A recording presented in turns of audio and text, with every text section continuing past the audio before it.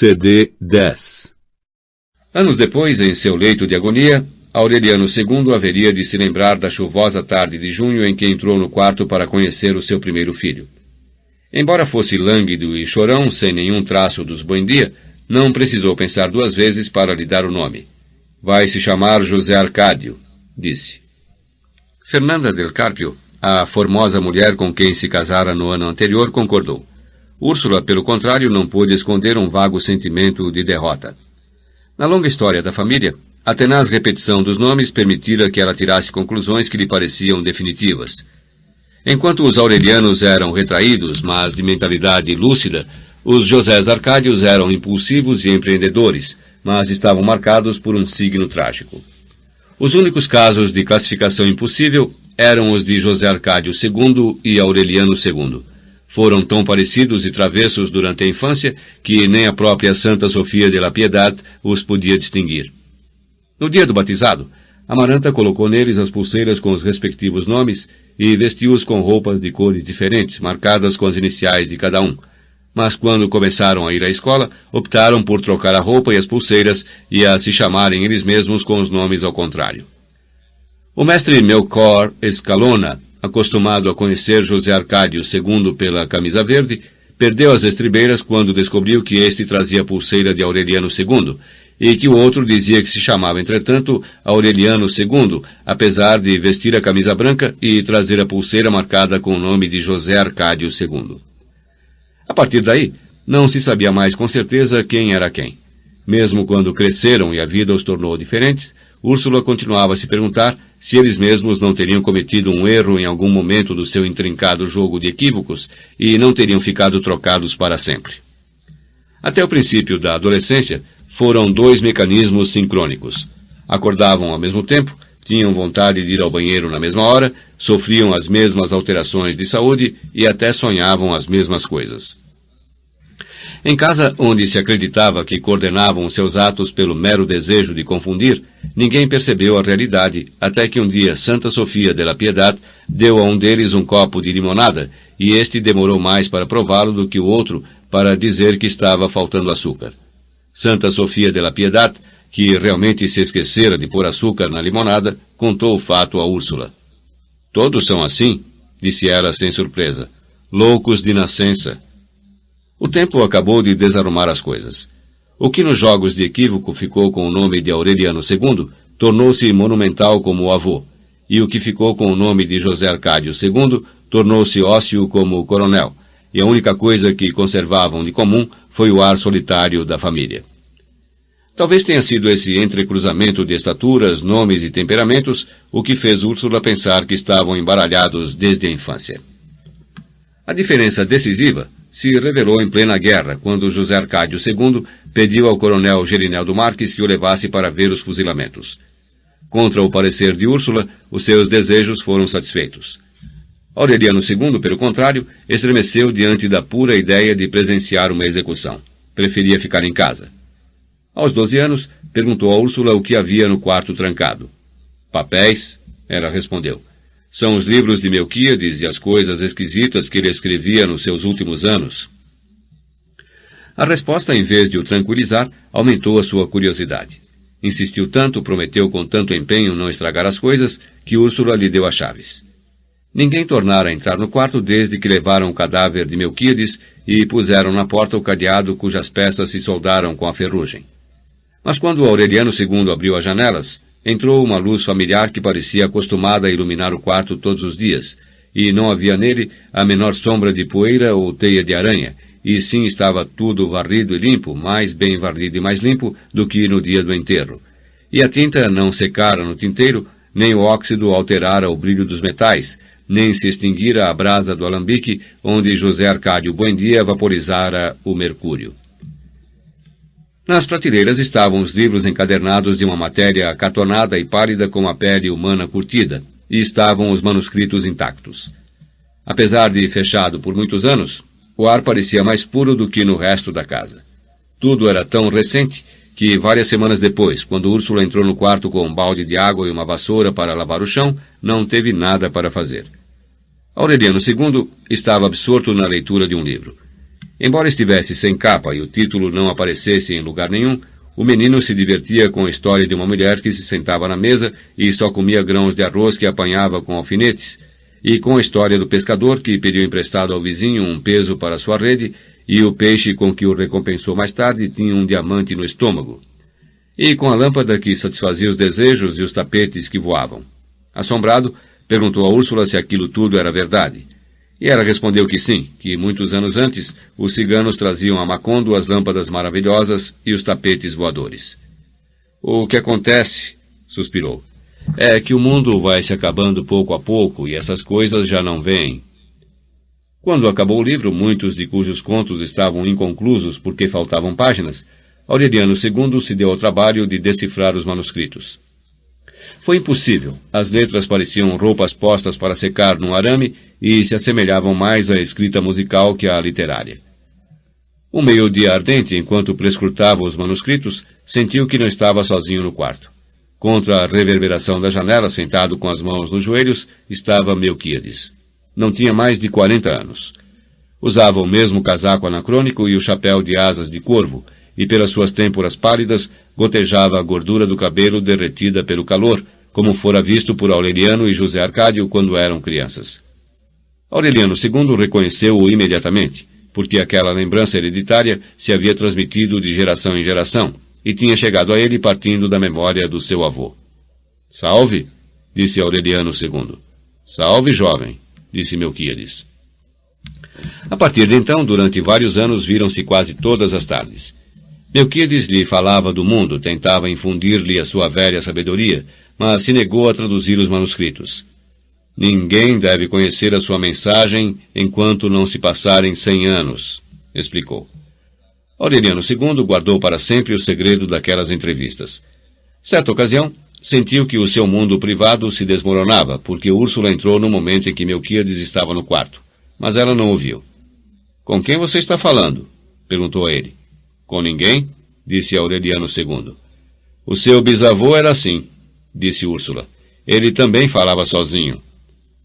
José Arcádio II, enquanto isso, satisfizera o desejo de ver um fuzilamento.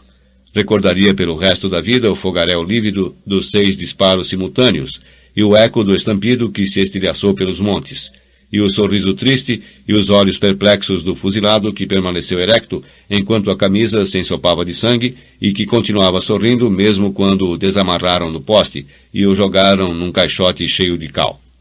«Está vivo?» pensou ele. «Vão enterrá-lo vivo?»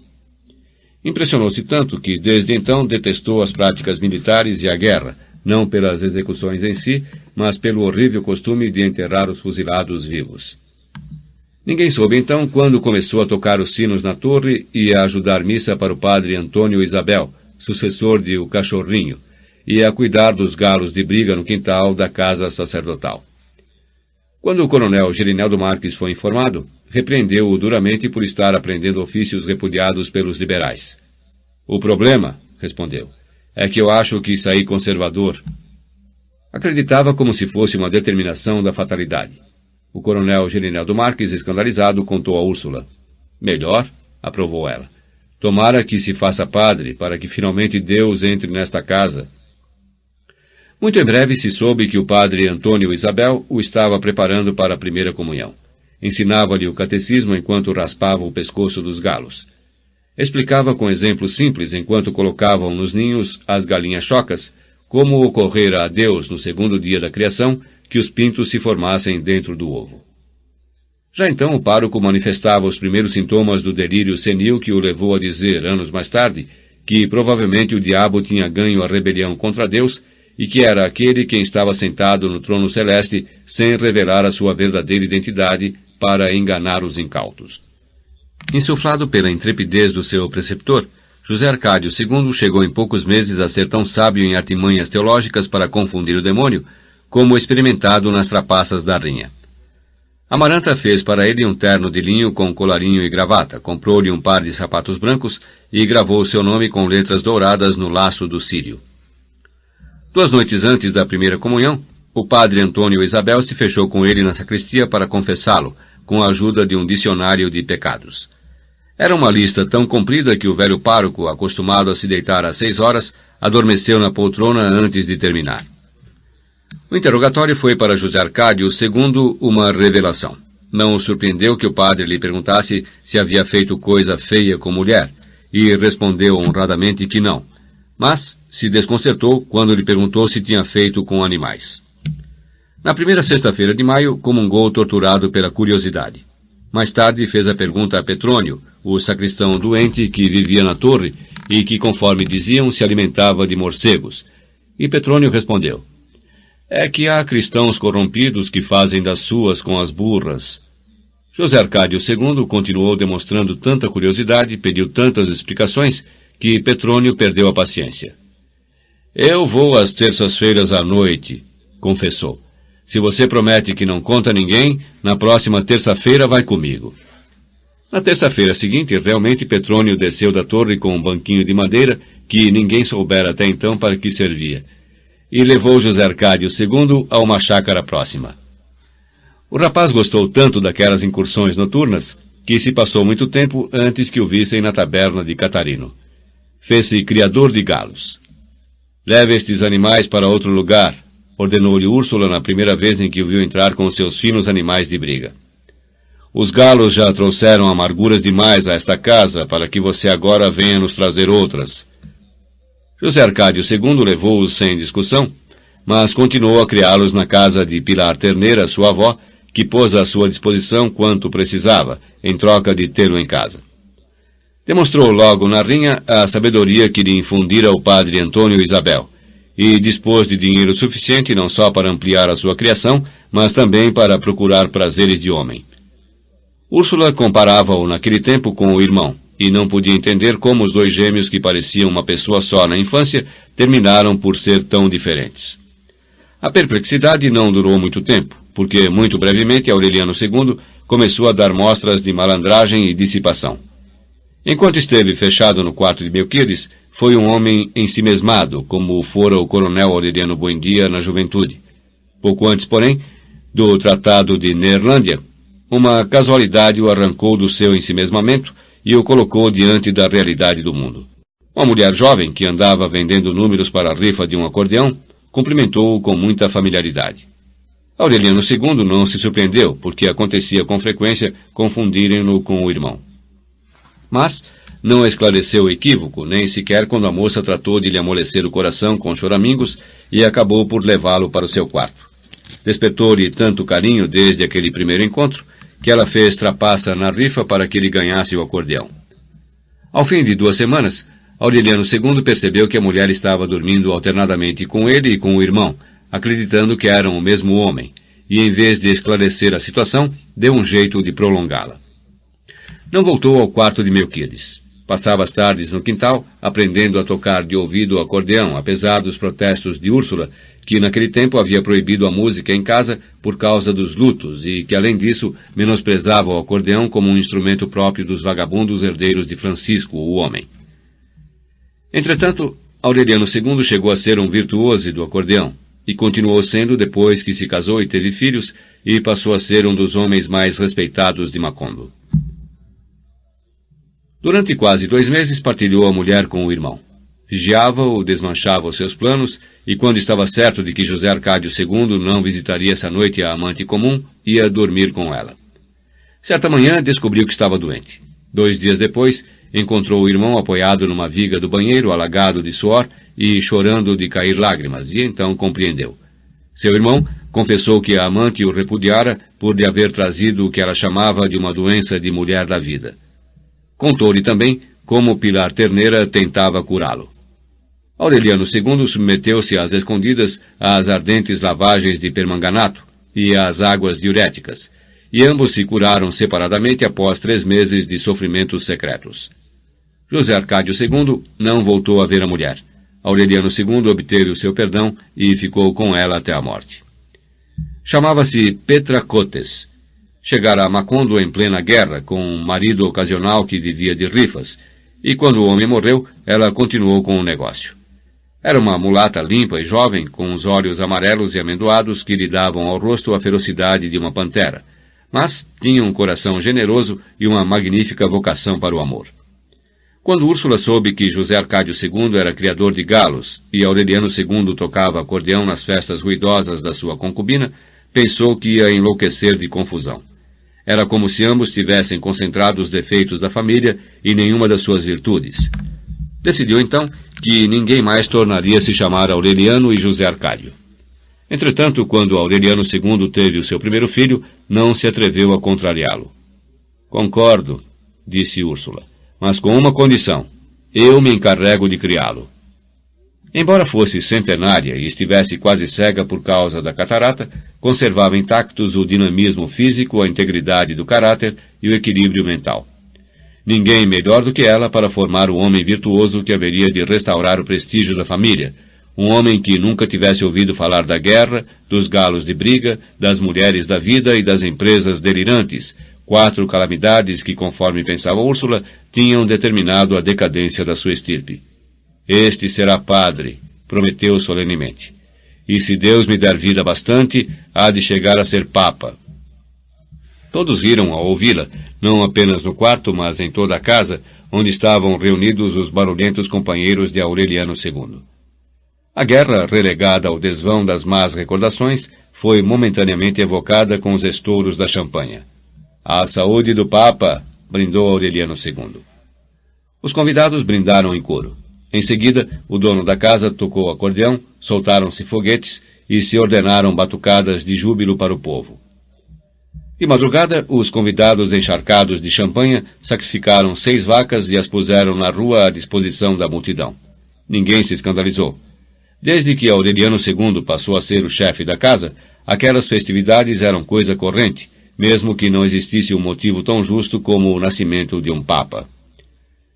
Em poucos anos, sem esforço por puros golpes de sorte, acumularam uma das maiores fortunas do Pantanal, graças à proliferação sobrenatural dos seus animais. As suas éguas pariam trigêmeos, as galinhas brotavam 2 vezes por dia, e os porcos engordavam de forma tão desenfreada que ninguém podia explicar uma fecundidade tão desordenada, a não ser por artes de magia. Economiza agora, dizia Úrsula ao seu bisneto aturdido. Esta sorte não vai durar toda a vida. Mas Aureliano II não lhe prestava atenção. Quanto mais abria champanha para encharcar os amigos, mais loucamente pariam os seus animais, e mais se convencia ele de que a sua boa estrela não era ligada ao seu comportamento, e sim à influência de Petra Cotes, sua concubina, cujo amor tinha a virtude de exasperar a natureza. Tão convencido estava de que era essa a origem da sua fortuna que nunca possuiu Petra Cotes longe da sua criação, e mesmo quando se casou e teve filhos, continuou vivendo com ela com o consentimento de Fernanda. Sólido, monumental como os seus avós, mas com um gosto pela vida e uma simpatia irresistível que eles não tiveram, Aureliano II mal tinha tempo de vigiar o seu gado. Bastava levar Petra Cotes aos seus estábulos e passeá-la a cavalo pelas suas terras, para que todo animal marcado com seu ferro sucumbisse à peste irremediável da proliferação. Como todas as coisas boas que aconteceram na sua longa vida, aquela fortuna atabalhoada teve origem na casualidade. Até o final das guerras, Petra Cotes continuava se sustentando com o produto das suas rifas, e Aureliano II dava um jeito de saquear de vez em quando os cofres de Úrsula. Formavam um casal frívolo, sem mais preocupações que a de se deitarem juntos todas as noites, mesmo nas datas proibidas, e se divertiam na cama até o amanhecer. Essa mulher tem sido a sua perdição, gritava Úrsula para o bisneto quando o via entrar em casa como um sonâmbulo. Traz você tão embeiçado que qualquer dia destes vou vê-lo se torcendo de cólica, como um sapo metido na barriga. José Arcádio II, que demorou muito tempo para descobrir que tinha sido suplantado, não conseguia entender a paixão do irmão. Lembrava-se de Petra Cotes como uma mulher convencional, um tanto preguiçosa na cama e completamente desprovida de recursos para o amor. Surdo ao clamor de Úrsula e à troça do irmão, Aureliano II só pensava então em encontrar um ofício que lhe permitisse sustentar uma casa para Fernanda e morrer com ela, sobre ela e debaixo dela, numa noite de exaltação febril. Quando o coronel Aureliano Buendia voltou a abrir a oficina, seduzido por fim pelos encantos pacíficos da velhice, Aureliano II pensou que seria um bom negócio dedicar-se à fabricação de peixinhos de ouro. Ficou muitas horas no quartinho encalorado, vendo como as duras lâminas de metal, trabalhadas pelo coronel com a paciência inconcebível do desengano, iam se convertendo pouco a pouco em escamas douradas. O ofício lhe pareceu tão trabalhoso e era tão persistente e urgente a lembrança de Petra Cotes que, ao fim de 3 semanas, desapareceu da oficina. Foi por essa época que Petra Cotes cismou de rifar coelhos. Reproduziam-se e se tornavam adultos com tanta rapidez que mal davam tempo para vender os números da rifa. No início, Aureliano II não percebeu as alarmantes proporções da proliferação. Mas certa noite, quando já ninguém mais do povoado queria ouvir falar das rifas de coelhos, ouviu um estardalhaço na parede do quintal. "Não se assuste", disse Petra Cotes. "São os coelhos." Não puderam dormir mais, atormentados pelo tráfego dos animais. Ao amanhecer, Aureliano II abriu a porta e viu o quintal entupido de coelhos azuis no resplendor da alvorada. Petra Cotes, morta de rir, não resistiu à tentação de fazer uma brincadeira. "Esses são os que nasceram esta noite", disse. "Que horror", disse ele. "Por que é que você não experimenta com as vacas?" Poucos dias depois, tratando de desafogar o quintal, Petra Cotes trocou os coelhos por uma vaca, que 2 meses mais tarde pariu trigêmeos. Assim começaram as coisas. Da noite para o dia, Aureliano II se fez dono de terras e gado, e mal tinha tempo de ampliar as cavalariças e chiqueiros transbordados. Era uma prosperidade de delírio que a ele mesmo causava riso e não podia fazer outra coisa senão assumir atitudes extravagantes para descarregar o seu bom humor. "Afastem-se, vacas, que a vida é curta", gritava. Úrsula se perguntava em que trapalhada se metera, se não estaria roubando, se não terminara por se transformar em ladrão de gado, e cada vez que o via abrindo champanhe pelo puro prazer de jogar espuma na cabeça, reprovava aos berros o desperdício. Aborreceu-o tanto que, um dia em que Aureliano II amanheceu com a paciência esgotada, apareceu com um caixote de dinheiro, uma lata de cola e uma brocha, e, cantando a plenos pulmões as velhas cantigas de Francisco o Homem, empapelou a casa por dentro e por fora, e de cima até embaixo, com notas de 1 peso. A antiga mansão, pintada de branco desde o tempo em que trouxeram a pianola, adquiriu o aspecto equívoco de uma mesquita. Em meio ao alvoroço da família, ao escândalo de Úrsula, ao júbilo do povo que encheu a rua para presenciar a glorificação do esbanjamento, Aureliano II terminou por empapelar da fachada até a cozinha, inclusive os banheiros e os quartos, e jogou as notas que sobraram no quintal. "Agora", disse finalmente, "espero que ninguém nesta casa venha me falar de dinheiro." Assim foi. Úrsula mandou tirar as notas aderidas às grandes placas de cal e voltou a pintar a casa de branco. "Meu Deus", suplicava, "faça-nos tão pobres como éramos quando fundamos este povoado, para que na outra vida não nos cobrem este desperdício." As suas súplicas foram escutadas em sentido contrário. Realmente, um dos trabalhadores que descolava as notas tropeçou por descuido num enorme São José de gesso que alguém tinha deixado na casa nos últimos anos da guerra, e a imagem oca se espedaçou contra o chão. Estava entupida de moedas de ouro. Ninguém se lembrava quem trouxera aquele santo de tamanho natural. 3 homens o trouxeram, explicou Amaranta. Pediram-me que o guardássemos enquanto a chuva passava, e eu lhes disse que o pusessem aí no canto, onde ninguém fosse tropeçar nele. E aí o puseram com o maior cuidado, e aí ficou desde então, porque nunca mais voltaram para buscá-lo. Nos últimos tempos, Úrsula lhe acendera velas e se ajoelhara diante dele, sem suspeitar que, em lugar de um santo, estava adorando quase 200 quilos de ouro. A comprovação tardia do seu involuntário paganismo agravou o seu desconsolo. Cuspiu no espetacular montão de moedas, meteu-o em 3 sacos de lona e o enterrou num lugar secreto, na espera de que mais cedo ou mais tarde os 3 desconhecidos viessem reclamá-las. Muito depois, nos anos difíceis da sua decrepitude, Úrsula costumava intervir nas conversas dos numerosos viajantes que então passavam pela casa e lhes perguntava se durante a guerra não tinham deixado ali um São José de gesso para que o guardassem enquanto passava a chuva. Estas coisas que tanto consternavam Úrsula eram comuns naquele tempo. Macondo naufragava numa prosperidade de milagre.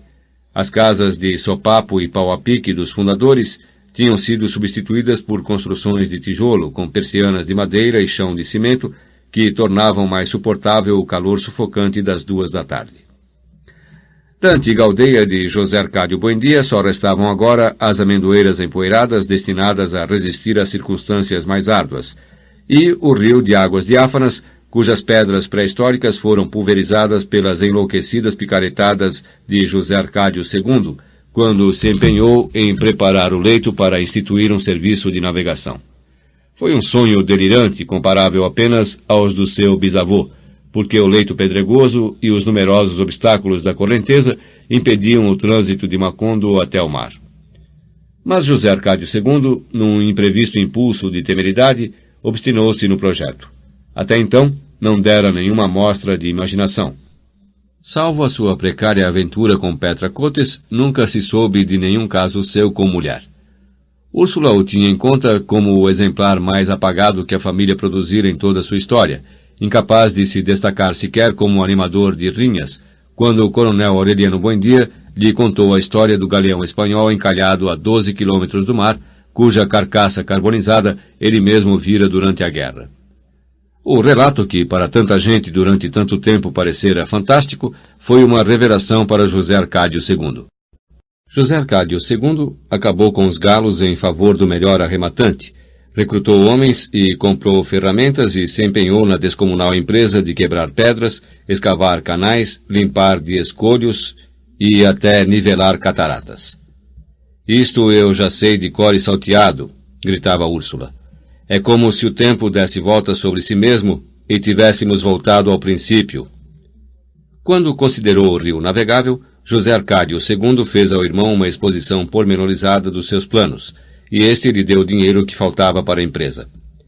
Desapareceu por muito tempo. Já se tinha dito que o seu projeto de comprar um navio não era mais que o conto do vigário para dar o fora com o dinheiro do irmão, quando se divulgou a notícia de que uma estranha nave se aproximava do povoado. Os habitantes de Macondo, que já não se lembravam das empresas colossais de José Arcádio Buendia, precipitaram-se para a margem do rio e viram de olhos pasmados de incredulidade a chegada do primeiro e último navio que alguma vez atracou no povoado. Não era mais que uma balsa de troncos arrastada mediante grossos cabos por 20 homens que caminhavam pela margem. Na proa, com um brilho de satisfação nos olhos, José Arcádio II dirigia a dispendiosa manobra. Junto com ele, chegava um grupo de matronas esplêndidas que se protegiam do sol abrasador com vistosas sombrinhas e traziam nos ombros lindos chales de seda e ungüentos coloridos no rosto, e flores naturais no cabelo e serpentes de ouro nos braços e diamantes nos dentes. A balsa de troncos foi o único veículo que José Arcádio II pôde levar até Macondo, e somente uma vez, mas nunca reconheceu o fracasso da sua empresa e sim proclamou a sua façanha como uma vitória da força de vontade. Apresentou contas escrupulosas ao irmão e, muito em breve, voltou a se enterrar na rotina dos galos. A única coisa que ficou daquela desventurada iniciativa foi o sopro de renovação que trouxeram as matronas da França, cujas artes magníficas mudaram os métodos tradicionais do amor e cujo senso de bem-estar social arrasou com a antiquada taberna de Catarino e transformou a rua num bazar de lâmpadas japonesas e realejos nostálgicos. Foram elas as promotoras do carnaval sangrento que durante 3 dias afogou Macondo no delírio e cuja única consequência perdurável foi ter dado a Aureliano II a oportunidade de conhecer Fernanda del Carpio. Remédio Isabela foi proclamada rainha. Úrsula, que estremecia diante da beleza inquietante da bisneta, não pôde impedir a eleição. Até então conseguira que ela não saísse à rua a não ser para ir à missa com Amaranta, mas a obrigava a cobrir a cara com uma mantilha negra. Os homens menos piedosos, os que se fantasiavam de padres para dizer missas sacrílegas na taberna de Catarino, iam à igreja com o único propósito de ver, ainda que fosse por um só instante, o rosto de Remédio Isabela, de cuja beleza lendária se falava com um fervor recolhido em todo o âmbito do Pantanal. Muito tempo se passou antes de que o conseguissem, e mais lhes teria valido se a ocasião não tivesse chegado nunca, porque a maioria deles nunca mais pôde recuperar a placidez do sono. O homem que tornou o fato possível, um forasteiro, perdeu para sempre a serenidade e enredou-se nas areias movediças da abjeção e da miséria, e anos depois foi espedaçado por um trem noturno quando adormeceu sobre os trilhos. Desde o momento em que foi visto na igreja com um traje de pelúcia verde e um casaco bordado, ninguém pôs em dúvida que vinha de muito longe, talvez de uma remota cidade do exterior, atraído pela fascinação mágica de Remédios Abela. Era tão bonito, tão galhardo e sereno, de uma excelência tão bem distribuída, que Pietro Crespi junto dele pareceria uma criança prematura, e muitas mulheres murmuraram entre sorrisos de despeito que era ele quem verdadeiramente merecia a mantilha. Não conversou com ninguém em Macondo. Aparecia nas manhãs de domingo como um príncipe de contos de fada, num cavalo com estribos de prata e manta de veludo, e abandonava o povoado depois da missa. Era tal o poder de sua presença que, desde a primeira vez que foi visto na igreja, todo mundo deu por certo que entre ele e Remédios Abela se estabelecera um duelo calado e tenso, um pacto secreto, um desafio irrevogável, cuja culminância não podia ser somente o amor, mas também a morte. No sexto domingo, o cavaleiro apareceu com uma rosa amarela na mão. Ouviu a missa de pé, como fazia sempre, e no final se interpôs no caminho de Remédios Abela e ofereceu-lhe a rosa solitária. Ela a recebeu com um gesto natural, como se estivesse preparada para aquela homenagem. E então, descobriu o rosto por um instante e agradeceu com um sorriso. Foi tudo quanto fez. Mas não apenas para o cavaleiro, mas para todos os homens que tiveram o infeliz privilégio de vivê-lo, aquele foi um instante eterno. O cavalheiro instalara, a partir de então, a banda de música junto da janela de Remédios Abela, e às vezes até o amanhecer. Aureliano II foi o único que sentiu por ele uma compaixão cordial e tentou abalar a sua perseverança. Não perca mais tempo, disse a ele uma noite. As mulheres desta casa são piores do que as mulas. Ofereceu-lhe a sua amizade e convidou-o para tomar um banho de champanha, tentou fazê-lo entender que as fêmeas da família tinham entranhas de pedra, mas não conseguiu vulnerar a sua obstinação. Exasperado pelas intermináveis noites de música, o coronel Aureliano Buendia ameaçou-o de lhe curar o sofrimento a tiros de pistola. Nada o fez desistir, salvo o seu próprio e lamentável estado de desmoralização. De garboso e impecável, fez-se vil e esfarrapado. Corria o boato de que abandonara poder e fortuna na sua terra distante, embora, na verdade, nunca se soubesse da sua origem. Tornou-se homem de briga, arruaceiro de bar, e amanheceu emborcado nas suas próprias excrescências na taberna de Catarino. O mais triste do seu drama era que Remédios Abela não lhe dava atenção nem mesmo quando ele se apresentava na igreja vestido de príncipe. Recebera a rosa amarela sem a menor malícia, apenas divertida pela extravagância do gesto, e levantara a mantilha para ver melhor a cara dele e não para lhe mostrar a sua. Realmente, Remédios Abela não era um ser deste mundo. Até com a puberdade já bem avançada, Santa Sofia de la Piedad teve de lhe dar banho e mudar de roupa, e mesmo quando já se pôde valer sozinha, tinha que vigiá-la para que não pintasse animaizinhos nas paredes com uma varinha lambuzada com seu próprio cocô.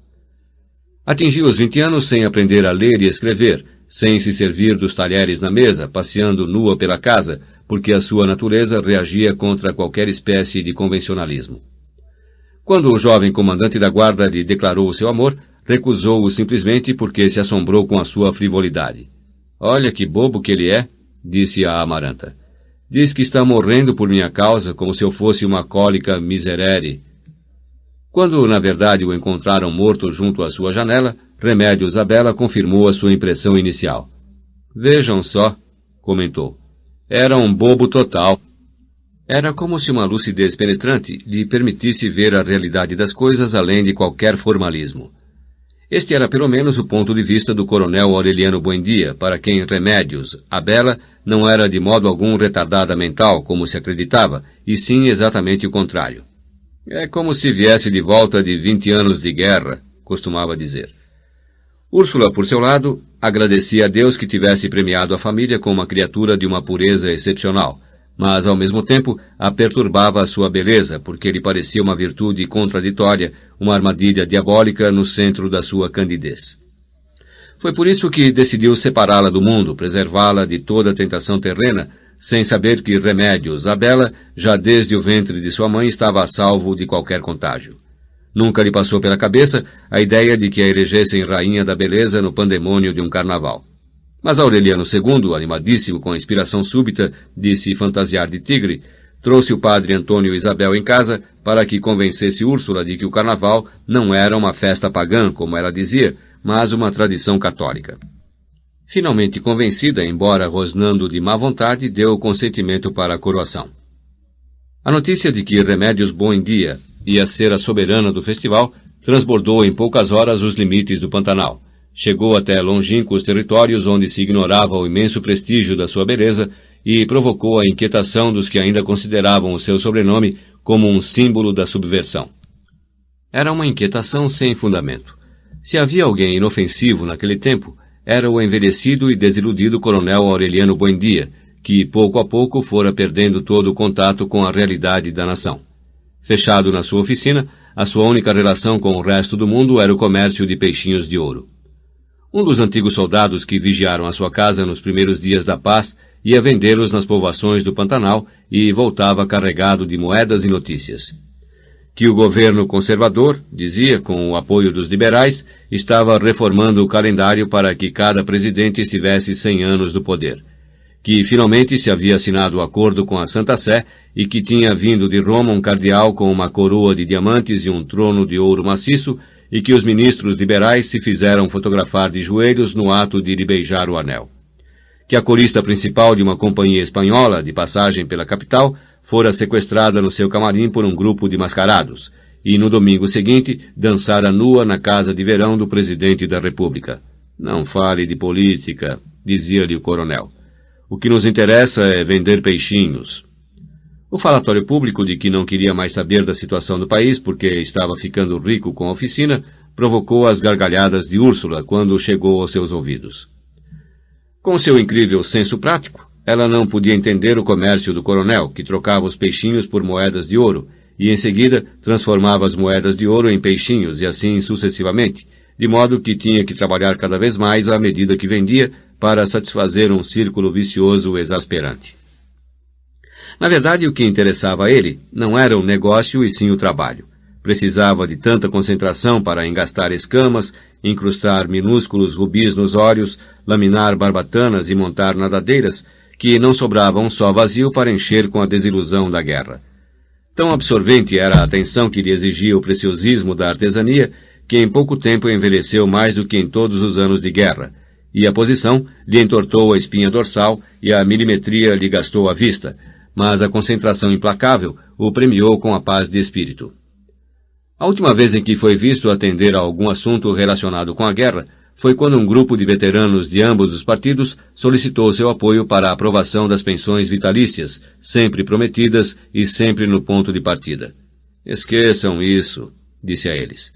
Não veem que eu recusei a minha pensão para evitar a tortura de ficar esperando até a morte?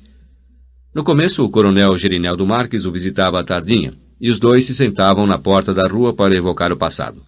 Mas Amaranta não pôde suportar as lembranças que lhe suscitava aquele homem cansado, cuja calvície o precipitava ao abismo de uma velhice prematura, e o atormentou com indelicadezas injustas, até que ele não voltou mais, a não ser em ocasiões especiais, e desapareceu por fim, anulado pela paralisia.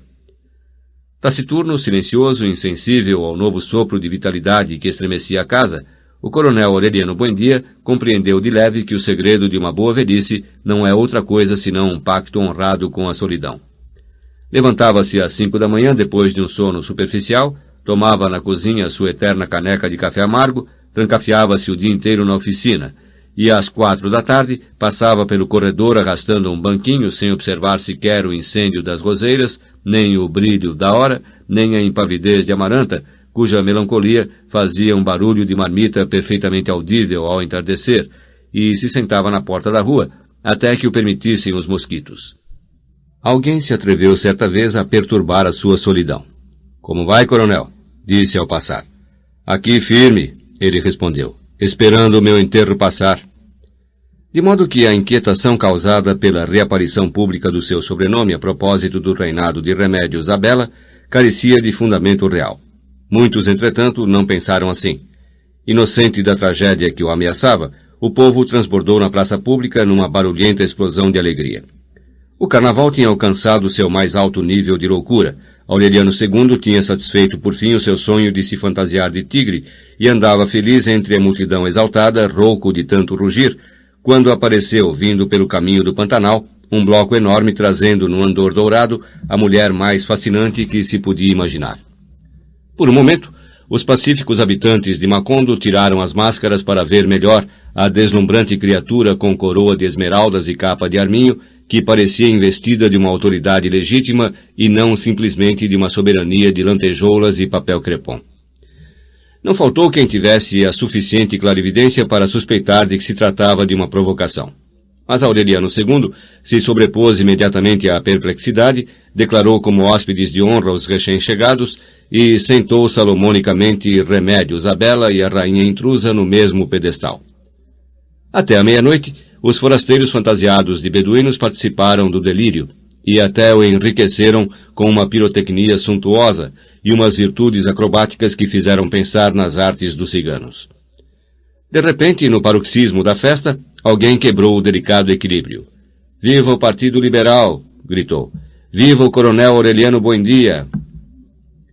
As descargas de fuzilaria abafaram o esplendor dos fogos de artifício e os gritos de terror anularam a música e o júbilo foi aniquilado pelo pânico. Muitos anos depois, continuar-se-ia afirmando que a Guarda Real da Soberana Intrusa era um esquadrão do exército regular que debaixo das suas ricas chilabas escondiam fuzis de verdade. O governo negou a culpa num decreto extraordinário e prometeu uma investigação rigorosa do episódio sangrento. Mas a verdade não se esclareceu nunca e prevaleceu para sempre a versão de que a Guarda Real, sem provocação de nenhuma espécie, tomou posições de combate a um sinal do seu comandante e disparou sem piedade contra a multidão. Quando se restabeleceu a calma, não restava no povoado um só dos falsos beduínos, e ficaram estendidos na praça entre mortos e feridos 9 palhaços, 4 colombinas, 16 reis de baralho, 1 diabo, 3 músicos, 2 pares de França e 3 imperatrizes japonesas. Na confusão do pânico, José Arcádio II conseguiu pôr a salvo Remédios, a bela, e Aureliano II carregou no colo para casa a soberana intrusa, com a roupa rasgada e a capa de arminho manchada de sangue. Chamava-se Fernanda del Carpio. Haviam-na selecionado como a mais bela entre as 5.000 mulheres mais belas do país e a trouxeram para Macondo com a promessa de proclamá-la rainha de Madagascar. Úrsula cuidou dela como se fosse uma filha. O povo, em vez de pôr em dúvida a sua inocência, compadeceu-se da sua candidez. 6 meses depois do massacre, quando os feridos se restabeleceram e murcharam as últimas flores da fossa comum, Aureliano II foi procurá-la na cidade distante onde vivia com o pai e se casou com ela em Macondo num fragoroso festejo de 20 dias.